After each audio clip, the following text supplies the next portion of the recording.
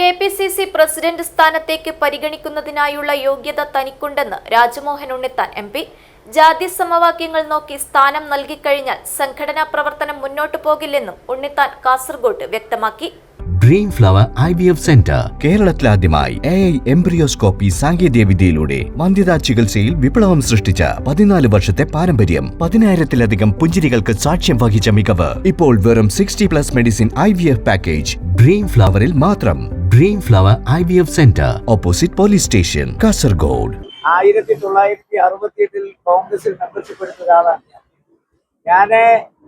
അതിനുശേഷം 78 തൊട്ട് കേരള യൂത്ത് കോൺഗ്രസിന്റെ നിരവധി വർഷക്കാലം ജനറൽ സെക്രട്ടറി ആയിരുന്നു, നാഷണൽ കൗൺസിൽ മെമ്പർ ആയിരുന്നു, സേവാദൾ ചെയർമാൻ ആയിരുന്നു, സേവാദൾ ഓൾ ഇന്ത്യ സെക്രട്ടറി ആയിരുന്നു, ഞാൻ കോൺഗ്രസിന്റെ വക്താവായിരുന്നു, ഞാൻ KPCC ജനറൽ സെക്രട്ടറി ആയിരുന്നു.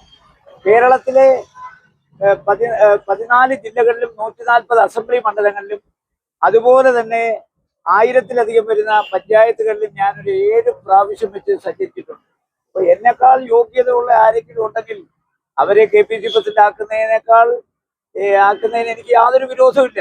പക്ഷേ ജാതി സമവാക്യങ്ങളുടെ പേരിൽ യോഗ്യത മാനദണ്ഡമാക്കാതെ ഒരാളെ വെച്ചു കഴിഞ്ഞാൽ ഒരു കാരണവശാലും സംഘടനാ പ്രവർത്തനം മുന്നോട്ട് നീങ്ങത്തില്ല. അത് വെച്ച് നോക്കട്ടെ, അപ്പൊ അവർക്ക് കാര്യം മനസ്സിലാവുമല്ലോ. കാരണം ഇപ്പോ ഗവൺമെന്റ് വന്നു കഴിഞ്ഞു, പാർട്ടി കൂടി ശക്തിപ്പെടണം. ഇപ്പോ മാർക്സിസ്റ്റ് പാർട്ടിയുടെ സംഘടനാ സംവിധാനം ഇത്രയും ദയനീയമായ പരാജയം ഏറ്റുവാങ്ങിയിട്ടും മോശമല്ല. BJPയുടെ സംഘടനാ സംവിധാനം മോശമല്ല. അപ്പൊ കോൺഗ്രസ് ഈ 102 സീറ്റ് കിട്ടി എന്ന് പറഞ്ഞ് അഹങ്കരിക്കേണ്ട കാര്യമില്ല. ഈ 102 സീറ്റ് എങ്ങനെയാ കിട്ടിയെന്ന് എല്ലാവർക്കും അറിയാം. അതുകൊണ്ട് ഈ 5 വർഷക്കാലം കോൺഗ്രസ് സംഘടന കെട്ടിപ്പടുത്തില്ലെങ്കിൽ തെരഞ്ഞെടുപ്പിന്റെ അവസാനത്തെ വാക്കല്ലോ ഈ തെരഞ്ഞെടുപ്പ്.